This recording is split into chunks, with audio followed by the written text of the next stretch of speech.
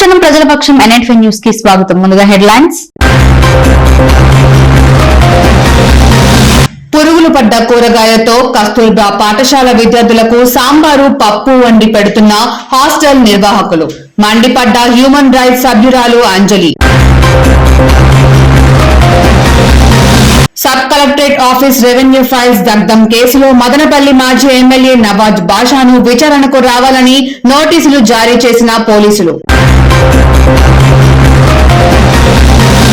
Revenue files దగ్ధం అనేది అత్యంత ఘోరమైన ఘటనగా అభివర్ణించిన మాజీ ఎంపీ చింతా మోహన్. కేసీఆర్ వైఎస్ఆర్ కుటుంబ పాలనతో 2 తెలుగు రాష్ట్రాలు తీవ్రంగా నష్టపోయాయని విమర్శ. ఇక డీటెయిల్స్ చూస్తే దీన్ని పూర్తిగా ఖండిస్తున్నాను. అడంగల్ జమాబందీ లెక్కలు మాయం చేశారు. రెవెన్యూ వ్యవస్థను నిర్వీర్యం చేసిన ఘనత నా మిత్రుడి కుమారుడు జగన్మోహన్ రెడ్డికి దక్కింది. సిఐడి అధికారులను పోలీస్ అధికారులను అభినందించడానికే తాను ఇక్కడికి వచ్చానన్నారు.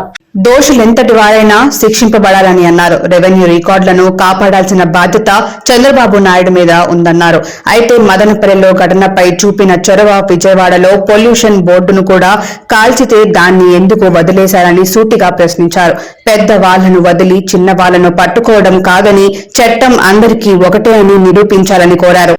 ఆంధ్ర రాష్ట్ర విభజనకు కేవలం 2 కుటుంబాలే కారణమని అన్నారు. ఈ 2 కుటుంబాల వల్లే ఆంధ్ర రాష్ట్రం వెనుకబాటు గురైందని అన్నారు. ఆంధ్ర రాష్ట్రం నిజానికి ఎంత అప్పు ఉందో తెలపాల్సిన బాధ్యత ఫైనాన్స్ మినిస్టర్ పై ఉందని అన్నారు. సబ్ కలెక్టర్ కార్యాలయం ఘటనలో ఎవరిని వదలకూడదని కోరారు. తెలంగాణలో కేసీఆర్ కుటుంబం, ఆంధ్రప్రదేశ్ లో 10 ఏళ్లుగా అధికారంలో ఉన్న జగన్మోహన్ రెడ్డి కుటుంబం కారణమని విమర్శించారు. నేను అభినందిస్తున్నా. ఈ రోజు పేపర్ లో చూశాను, బాగా చక్కగా అన్ని విషయాలు బయటపడుతున్నాయి. వాళ్ళు ఎంత పెద్దవాళ్ళైనా కూడా వెంటనే దీనిపైన చర్యలు తీసుకోవాల్సిందిగా నేను తెలియజేస్తాను.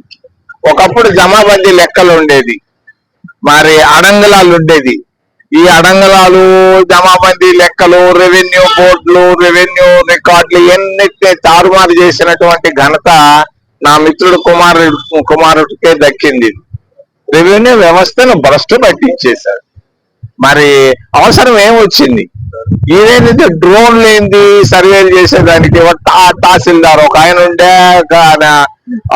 విఎంలుండే, కేఎంలుండే, వాళ్ళని వదిలిపెట్టి డ్రోన్లతో నువ్వు సర్వే చేయించేది? పిచ్చోడా, ఎవడు చెప్పాడు ఈ సలహా నీకు? అదేంది అది? నువ్వు అదేదో రాళ్ళు వేస్తే రాయి పైన కూడా నీ బొమ్మ ఎదుగా? పిచ్చోడా, తప్పు ఇది. రెవెన్యూ వ్యవస్థని చక్కగా మళ్ళా మామూలు ఆ రెవెన్యూ వ్యవస్థను పాత వ్యవస్థకు తీసుకురావాలని నేను డిమాండ్ చేస్తున్నా. మరి రాష్ట్రంలో అటు ఆంధ్రప్రదేశ్ సంయుక్త రాష్ట్రంలో భ్రష్టు పట్టించినటువంటి కుటుంబాలు 2 కుటుంబాలు, ఒకటి తెలంగాణలో, ఇంకొకటి ఆంధ్రప్రదేశ్ రాష్ట్రంలో. 10 సంవత్సరాలు అక్కడ పరిపాలించి 1000 కోట్లు సంపాదించుకొని అధికారాన్ని బాగొట్టుకొని అల్లాడుతున్నాడు ఒక ఆయన. ఇక్కడ ఒక ఆయన 10 సంవత్సరాలు ఆ కుటుంబం అధికారాన్ని మరి సాధించుకొని. సబ్ కలెక్టర్ కార్యాలయంలో ఫైల్స్ దగ్ధం కేసులో 10 వైసీపీ నేతలను విచారణ నిమిత్తం పోలీసులు అదుపులోకి తీసుకుని విచారించి స్టేట్మెంట్ నమోదు చేశారు. మాజీ ఆర్డీఓలు మురళి, హరిప్రసాదులు ఇచ్చిన సమాచారం మేరకు మదనపల్లి మాజీ శాసనసభ్యులు నవాజ్ బాషాను విచారణకు రావాల్సిందిగా నోటీసులు అందించేందుకు ఆదివారం పోలీసులు సిటిఎం రోడ్డులోని మాజీ ఎమ్మెల్యే నవాజ్ బాషా ఇంటికి వెళ్లారు. అదే సమయంలో మాజీ ఎమ్మెల్యే ఇంటి వద్ద లేకపోవడంతో పోలీసులు ఇంటి వద్దనే వేచి ఉన్నారు. పేద విద్యార్థులకు నాణ్యమైన భోజనాన్ని అందించాలని ఆంధ్రప్రదేశ్ ప్రభుత్వం పటిష్టమైన ఏర్పాట్లు చేపట్టినప్పటికీ హాస్టల్స్ లో నిర్వాహకులు, ప్రిన్సిపల్ నిర్లక్ష్యంతో కొన్ని హాస్టల్స్ కస్తూర్బా పాఠశాలలో పురుగులు పడ్డ కూరగాయలతో సాంబారు పప్పు వండి పెడుతున్న పరిస్థితులు నెలకొన్నాయి.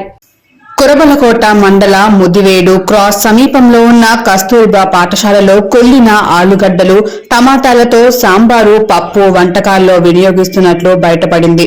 కొందరు విద్యార్థుల తల్లిదండ్రులు ఫిర్యాదు చేయడంతో స్పందించిన హ్యూమన్ రైట్స్ సభ్యురాలు అంజలి చిన్నపిల్లలకు ఇలాంటి కొల్లిన కూరగాయలతో వండటం అమానుషమంటూ ఆవేదన వ్యక్తం చేసింది.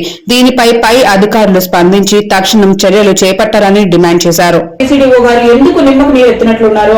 సమాధానం చెప్పాలి.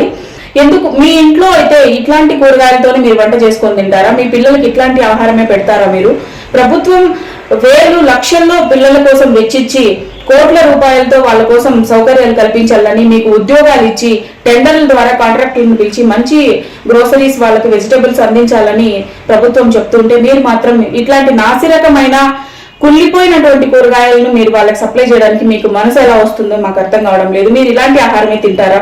మీరు కనీసం మనస్సాక్షి లేదా ఇట్లాంటి ఫుడ్, ఇట్లాంటి వెజిటేబుల్స్ వాళ్ళకి సప్లై చేసి అట్లాంటి ఫుడ్ పెట్టడానికి?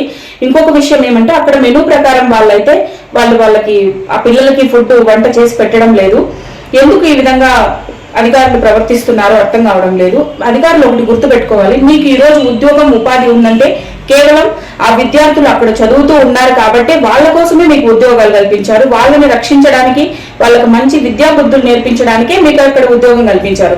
ఆ విషయాన్ని మీరు మర్చిపోయి ప్రభుత్వ స్కూల్లో చదువుకునే పిల్లలంతా మీ బానిసలు కాదు, వాళ్ళని మీ దయాదాక్షిణ్యాల మీద బతకాల్సిన అవసరం లేదు. వాళ్ళు దయాదాక్షిణ్యాల మీద మీరు బతకాల్సిన. పొంగనూరు గ్రామీణ మండలం బండపల్లి వద్ద ఆదివారం ద్విచక్ర వాహనం మీద వెళ్తున్న ముగ్గురు మైనర్ యువకులు ఎలక్ట్రిక్ స్తంభాన్ని ఢీకొనడంతో పొంగనూరు చింతలవేదికి చెందిన రామ్ చరణ్ సంఘటన స్థలంలో మృతి చెందాడు.